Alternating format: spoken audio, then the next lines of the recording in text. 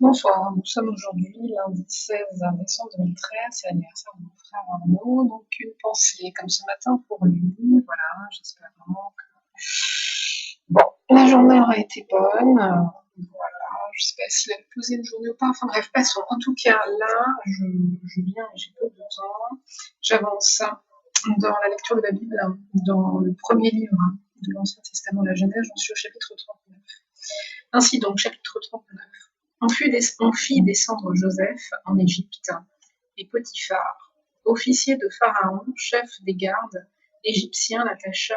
Non, allez, stop. Là, je suis obligée de faire une pause ou je reviens pour que je change d'outil de vision. Pas du tout.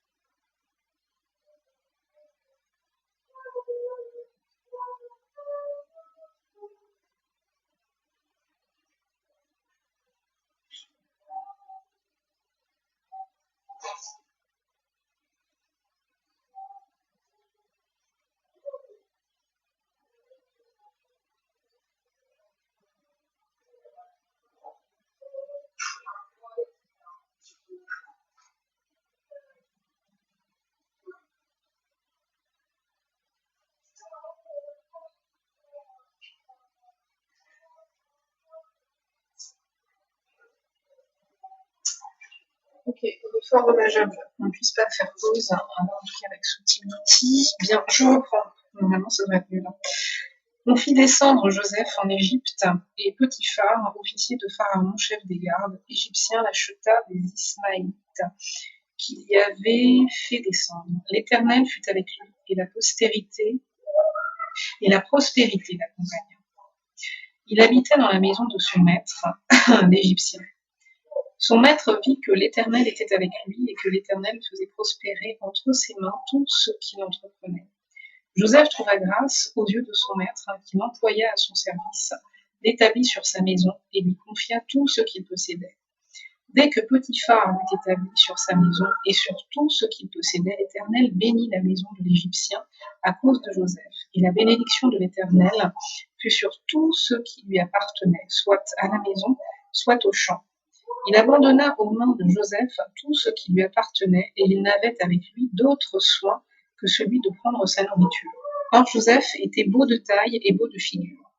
Après ces choses, il arriva que la femme de son maître porta les yeux sur Joseph et dit, couche avec moi. Il refusa et dit à la femme de son maître, voici mon maître ne prend avec moi connaissance de rien dans la maison, et il a remis entre mes mains tout ce qui lui appartient. Il n'est pas plus grand que moi dans cette maison, et il ne m'a rien interdit, excepté toi, parce que tu es sa femme. Comment ferais-je un aussi grand mal et pécherais-je contre Dieu? Quoiqu'elle parlât tous les jours à Joseph, il refusa de coucher auprès d'elle, d'être avec elle. Un jour qu'il était entré dans la maison pour faire son ouvrage et qu'il n'y avait là aucun des gens de la maison, elle le saisit par son vêtement en disant « Couche avec moi ». Il lui laissa son vêtement dans la main et s'enfuit au dehors. Lorsqu'elle vit qu'il lui avait laissé son vêtement dans la main et qu'il s'était enfui dehors, elle appela les gens de sa maison et leur dit « Voyez, Il nous a amené un Hébreu pour se jouer de nous. Cet homme est venu vers moi pour coucher avec moi, mais j'ai crié à haute voix. Et quand il a entendu que j'élevais la voix et que je criais, il a laissé son vêtement à côté de moi et s'est enfui dehors. Et elle posa le vêtement de Joseph à côté d'elle jusqu'à ce que son maître rentrât à la maison. Alors elle lui parla ainsi: l'esclave hébreu que tu nous as amené est venu vers moi pour se jouer de moi. Et comme j'ai élevé la voix et que j'ai crié, il a laissé son vêtement à côté de moi et s'est enfui dehors. Après avoir entendu les paroles de sa femme, qui lui disait: voilà ce que m'a fait ton esclave, le maître de Joseph fut enflammé de colère. Il prit Joseph et le mit dans la prison, dans le lieu où les prisonniers du roi étaient enfermés. Il fut là, en prison. L'Éternel fut avec Joseph, et il étendit sur lui sa bonté.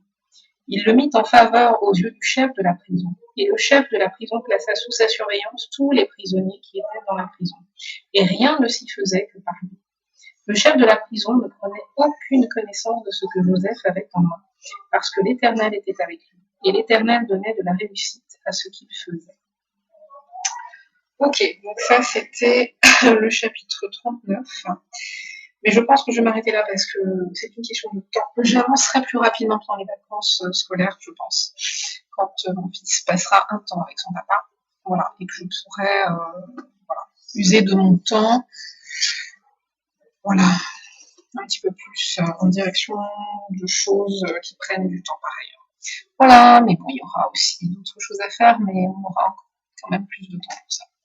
Bonne fin de journée.